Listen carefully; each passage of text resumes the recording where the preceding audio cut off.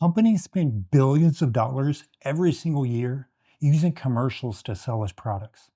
And they all follow the same script. You have a painful problem, and our product is a solution that will transform your life. But let's be honest, how many times is that actually true? We live in a culture that continuously sells us quick fix solutions to deep internal problems. But the Bible also makes promises, not empty promises that leave you searching for the next product, but supernatural promises that never fail and always deliver. In this video, we're going to look at 7 ways that God's Word will transform your day-to-day life. These benefits are plainly written in the Bible, but some of them may surprise you. And stick around till the end because I want to share a brief story from combat that illustrates an additional benefit of God's Word. If we haven't met before, I'm Aaron with Life by His Word. On this channel, we focus on helping serious, hungry believers move past surface level Bible reading so they can study Scripture accurately, understand key words and themes, and walk in daily obedience. If you're ready to move from just knowing about God to intimately walking in His power, let's dive into these 7 ways God's Word will transform your life. The first thing Scripture does when you make it the authority of your life is that it transforms your thinking. Paul shares a powerful warning in Romans 12:2. If you're not actively in the Word of God, you are going to be conformed to the pattern of this world. What does that look like in real life? It means that your natural inclination will be to follow the world's ways. You'll start talking like the world. The things you care most deeply about will be of this world, whether it's your job, your money, your house, sports, entertainment. We don't even have to try. It just happens when we neglect the Word of God. But look at the paradigm shift that happens when you're consistently in the Word. You're supernaturally transformed. Your mind is renewed and your entire perspective changes. I've seen this in my own life. When I neglect my quiet time with the Father, I get incredibly stressed about my workload, my time, my responsibilities. I start operating in the flesh. But when I spend regular time in the Word, studying and meditating on it, those temporary things get put in their proper place. I mean, they're still important, but they don't consume me. They don't consume my thoughts and the things I talk about. Instead, I care most deeply about the kingdom of God and doing my Father's will, trusting Him to provide for me.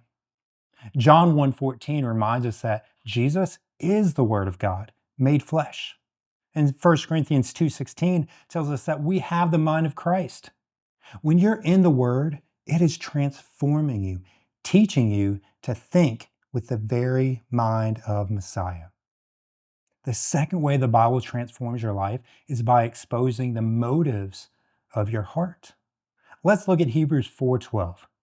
It says this, "For the word of God is living and powerful and sharper than any two-edged sword, piercing even to the division of soul and spirit and of joints and marrow, and is a discerner of the thoughts and intents of the heart." The author of Hebrews was reminding his audience that the examples from the Old Testament scriptures were powerfully relevant to their immediate situations. The Word of God is supernatural and possesses a penetrating power that reaches into the innermost being of a person. I mean, think about your inner life, your thoughts, feelings, motivations. This can often be a mixture of motivations, some which are genuinely spiritual, and some are completely human and fleshly. Sometimes we can convince ourselves that we're taking a specific step out of a pure godly motivation, but when in reality, we might be acting out of pride, fear, or a desire for human approval. It takes a supernaturally discerning agent, the living Word of God, paired with the Holy Spirit to sort out our hidden intentions and expose what is of the flesh and what is of the Spirit. When you read the scriptures with an open heart, the hidden attitudes of your heart quickly come under judgment against the perfect standard of Scripture. It can hurt, but it's exactly what we need to heal and get clean before the Lord. Now, before we go on, I'd love to know, how is this resonating with you? Leave a comment below and let us know how God's word has transformed your life. It's okay. Hit the pause button, leave a comment, and then come back. You can share one of these examples that I've already shared, or you can share one of your own, and I promise that I'm going to read it and I'm going to respond to your comment. While you're at it, take another 2 seconds to subscribe to this channel and hit that notification bell, because that actually helps us reach more people with the truth. Now, let's look at point number 3, which hits the closest to home. The third surprising way the Bible transforms your life is that it changes your character and your closest relationships. I mean, who couldn't use some help in this area? In Colossians 3, verses 12 through 15, Paul tells believers to put on compassion, kindness, humility, patience, and love. He's describing a person whose character has been thoroughly transformed by God. Then, right after that, in verses 18 through 22, he pivots to relational roles. He commands wives to subject themselves to their husbands, husbands to sacrificially love their wives, children to obey their parents, and fathers not to provoke their children. He's mapping out godly order in the home. But don't miss this key point. How do we actually experience this personal and relational transformation? How do we stop this selfishness, the fighting, and the emotional shutdown? The answer is dropped right in the middle of those 2 sections. In Colossians 3:16, it says, "Let the word of God dwell in you richly." In the original Greek language, the word for dwell is directly formed from the word oikos, which literally means house. Paul isn't saying that you should let the word of Christ be in you like a visitor who comes over every weekend. He's saying let the word of God move into your heart and your mind, taking up residence and permanently living there. When the living word takes up permanent residence in your home, in your heart, it transforms how you think, how you speak, how you act, and how you relate to your spouse and your children. Husbands reject passivity and lead with sacrificial love. Wives respect their husbands, and homes move from being in chaos to a place of supernatural peace. And it all starts with you, and it starts with me choosing to let the word of Christ dwell in us richly. The fourth way God's word transforms our everyday life is that it makes us genuinely fruitful and happy. Look at Psalm 1 through 3. The psalmist starts by saying, "Blessed is the man." Now, in the original language, that word blessed can be translated directly as happy. But notice why this person is happy. It's because he does not live his life or make his daily decisions based on the advice of ungodly people. Instead, his entire delight is found in the law of the Lord. He meditates on it day and night.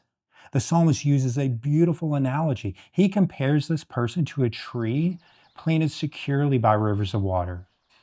Now, think about that imagery. The river is a constant, unending source of life. Because the roots are planted in this water, the tree will consistently be fruitful. When the blistering heat of summer hits, its leaves do not wither, and regardless of what he does, he experiences success. This is not a promise for material prosperity, but describes a person who remains steadfast and faithful to God through every season of life. He continues to bear good spiritual fruit and is successful in doing the will of God. Does this describe you? Does it describe me? Perhaps, or perhaps not, but it's a promise that we can hold on to. Take a moment and think about this. What are you consuming through your eyes and your ears every single day? The world aggressively conditions us through media and marketing to focus on the temporal, on accumulating money, praise, comfort. But those things are a vapor. They don't satisfy. Psalm 119, 165 promises that those who love God's law will experience perfect, complete peace.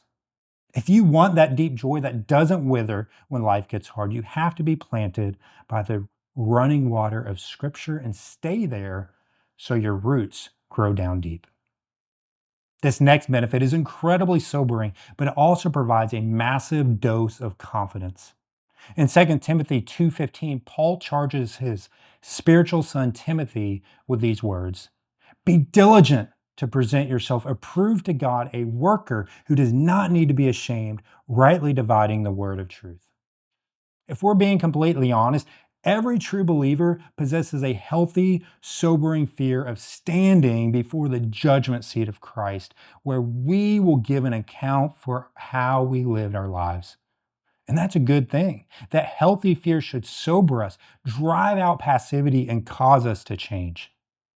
Through studying His Word correctly, not twisting it to fit our lifestyles, but submitting our lives to it, we can confidently know His will and how to live. When you build your life on the rock of His Word through active obedience, you can look ahead with confidence, knowing you will stand before your King completely unashamed. Now, speaking of looking ahead, the next way is highly relevant for the times we're living in. In 2 Timothy 3:1, Paul says that in the last days, hard times shall come. Now, things are challenging now, but scripture promises that for believers, it's going to become increasingly more difficult to live out our faith as we get closer to these last days events. Verse 12 even explicitly says that all who desire to live a godly life in Christ Jesus will suffer persecution. So, how do we prepare?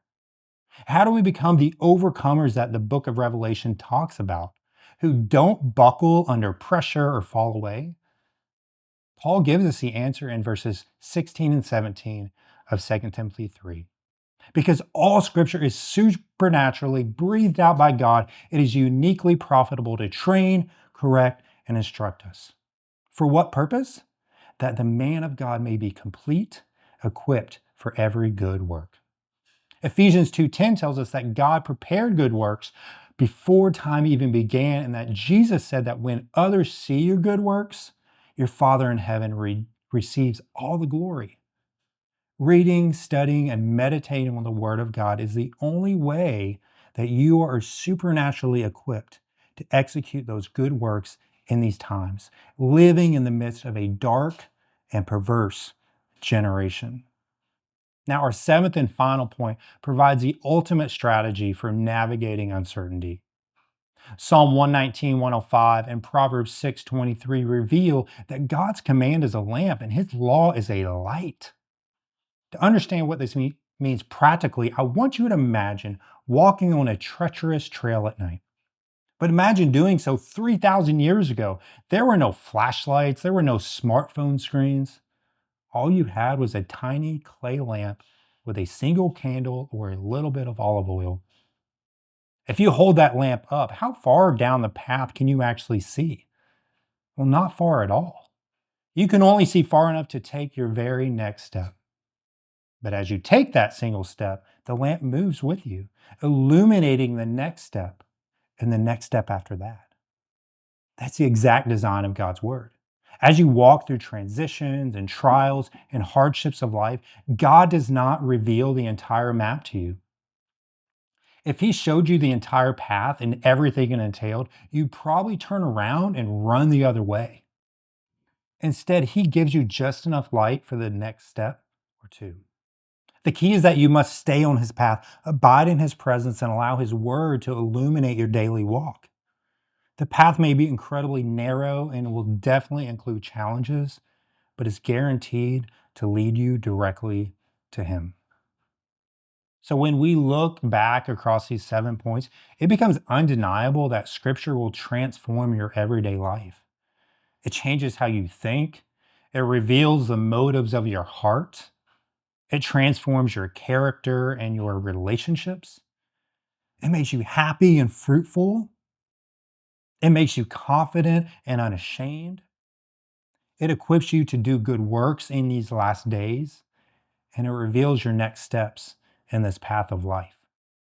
Yet there is one more that I feel compelled to share with you.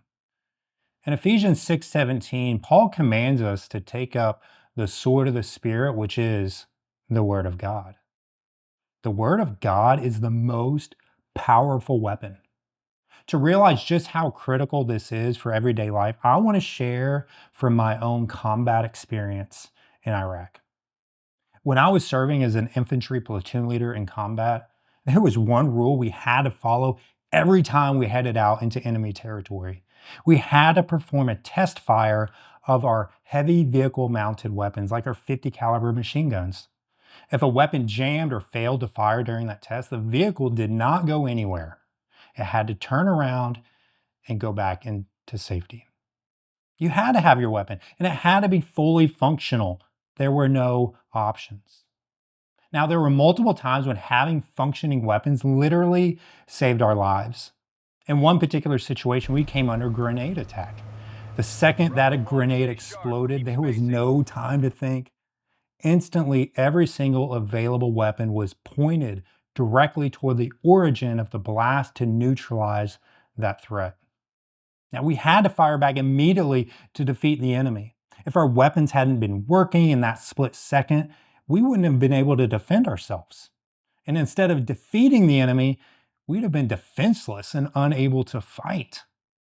Well, every day we wake up, we step into a spiritual battle.